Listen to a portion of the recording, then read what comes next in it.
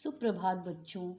आज मैं आपको जिस अध्याय का अध्ययन करवाने जा रही हूँ उस अध्याय का नाम है जलियांवाला बाग में बरसी आग।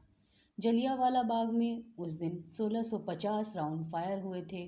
सरकारी आंकड़ों के मुताबिक 379 लोग शहीद हुए थे, 1500 घायल हुए थे।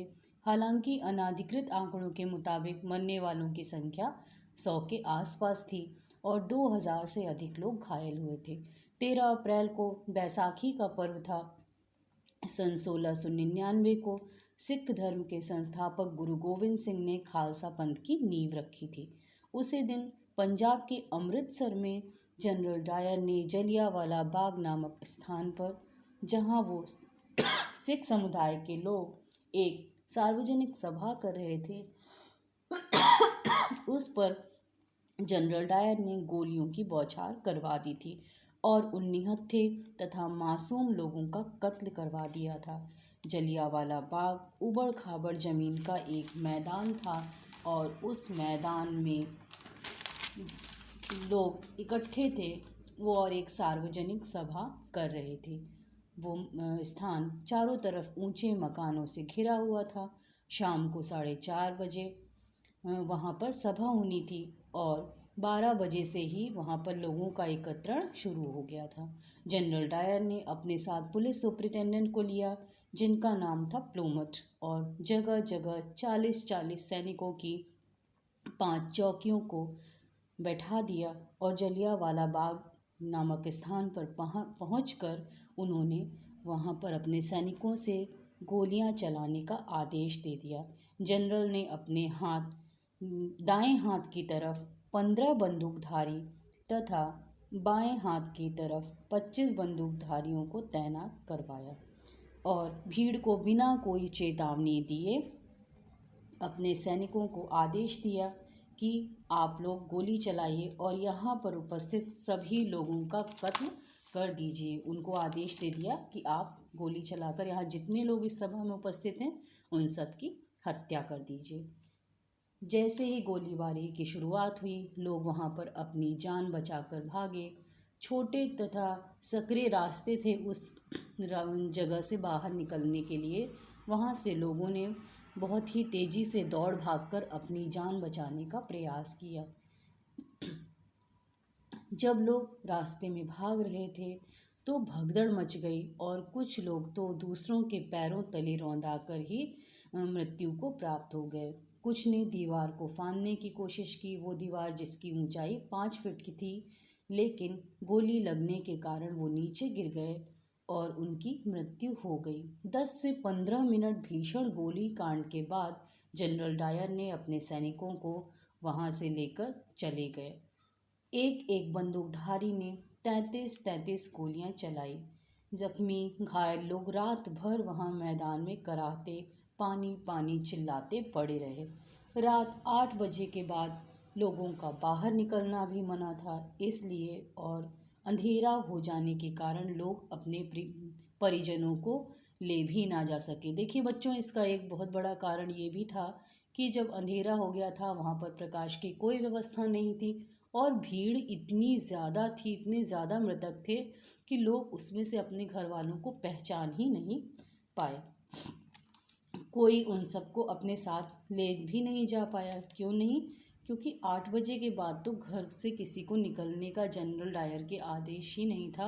उन्होंने ये हुक्म दिया था कि सबको घर के अंदर ही रहना है। और उस भयंकर दिल दहला देने वाले दृश्य के बाद भी जनरल डायर ने रात को 10 बजे अपनी टोली के साथ मार्च किया और वो सिर्फ ये देखना चाहते थे कि यहाँ पर उपस्थित लोगों ने उनके हुक्म का पालन किया कि नहीं। ऐसा तो नहीं कि लोग अभी भी अपने घर से बाहर निकले हैं और उनके फरमान की नाफरमानी हो रही है। तो बच्चों, ये जो पूरी घटनाक्रम था, इस घटनाक्रम में जनरल डायर ने अपने आदेश का पालन करवाने के लिए निहत्थे और मासूम लोगों पर गोलीबारी की और उनकी हत्या कर दी।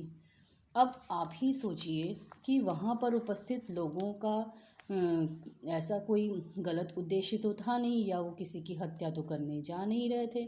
उन्होंने सिर्फ एक सार्वजनिक सभा रखी थी, जो कि किस दिन थी, 13 अप्रैल को, बैसाखी वाले दिन थी। ठीक है बच्चों। लेकिन क्या हुआ, जनरल डायर को लगा कि उसके हुक्म का कोई जो है सम्मान ही नहीं है, उसकी बात को यहाँ पर उसका डर लोगों के अंदर से ख़त्म हो गया है।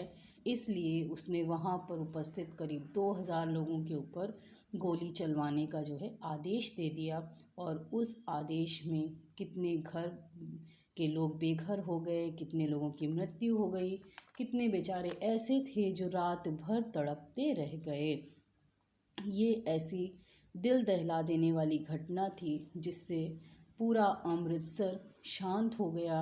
और रात को जब जनरल डायर वहाँ से निकले, बहुत ही ऐंठ और अकड़ के साथ अपने फौजी दस्ते को लेकर, कि अब मैं फिर से इस बात की जांच करता हूँ कि जो कोई निकला तो नहीं है वहाँ पर, सब अपने घर पर हैं कि नहीं हैं। क्योंकि देखिए, उसके पहले जनरल डायर ने क्या फरमान सुनाया था कि अमृतसर के बाहर यदि किसी भी अमृतसर वासी को जाना है तो उसके पास पास होना बहुत ज़रूरी है। उसके बिना लोग जो है कहीं भी शहर के बाहर नहीं जा सकते। और ऐसे व्यक्ति जो सड़क पर भी अगर 3 से 4 लोग खड़े हुए बात करते दिखाई देंगे तो पहली बात तो इन सब चीज़ों की मनाही थी, और दूसरी बात ये कि उसको जो है यदि वो नहीं मानेंगे तो उनके ऊपर गोलीबारी कर दी जाएगी, या तो उनको जो है मृत्यु का रास्ता दिखा दिया जाएगा। बच्चों, ये ऐसी घटना थी जो इतिहास के पन्नों में खूनी पन्ना साबित हुई। और हमारे अमृतसर के इतने जो देशवासी थे वहाँ कर, हमारा पूरा देशवासी लोग इस घटना से दहल उठे और उन्होंने एकजुट होकर अंग्रेज़ों के खिलाफ मोर्चा खोलने का प्रयास किया। तो ये तो था उसका संक्षेप में वर्णन इस अध्याय का। अब मैं आपको थोड़ा सा इस अध्याय के जो रचनाकार हैं, जिन्होंने इस अध्याय को लिखा है, भीष्म सानी जी, उनके बारे में आपको कुछ बता देती हूँ। भीष्म सानी कौन थे? जलिया सुप्रसिद्ध साहित्यकार भीष्म सानी थे, जिनका जन्म 8 अगस्त 1915 को रावलपिंडी में, जो कि अब पाकिस्तान में है, वहाँ पर हुआ था। ठीक है। तो उन्होंने शासकीय विश्वविद्यालय लाहौर से में अंग्रेज़ी की उपाधि प्राप्त की थी। उन्होंने 1942 में महात्मा गांधी द्वारा चलाए गए भारत छोड़ो आंदोलन में सक्रिय भूमिका भी निभाई थी और जेल भी हुई थी। उन्हें हिंदी, अंग्रेज़ी, उर्दू, संस्कृत, पंजाबी और रूसी भाषा का भी अच्छा ज्ञान था। इन्होंने कई फिल्मों में अभिनय भी किया था। और 13 जुलाई 2003 को अद्भुत प्रतिभा के धनी भीष्म जी का निधन हो गया था। इनकी प्रमुख रचनाएं थी भाग्य रेखा, पहला पाठ, भटकती रेखा और निशाचर आदि। देखिए, इस घटना के बाद हंटर आयोग बिठाया गया और आयोग की रिपोर्ट में ब्रिगेडियर जनरल डायर को दोषी करार दिया गया और उसे बर्खास्त करने की सिफारिश भी की गई। लेकिन इतना सब कुछ हो जाने के बाद भी जनरल डायर को किसी भी प्रकार का कोई गम नहीं था, कोई तकलीफ़ नहीं थी।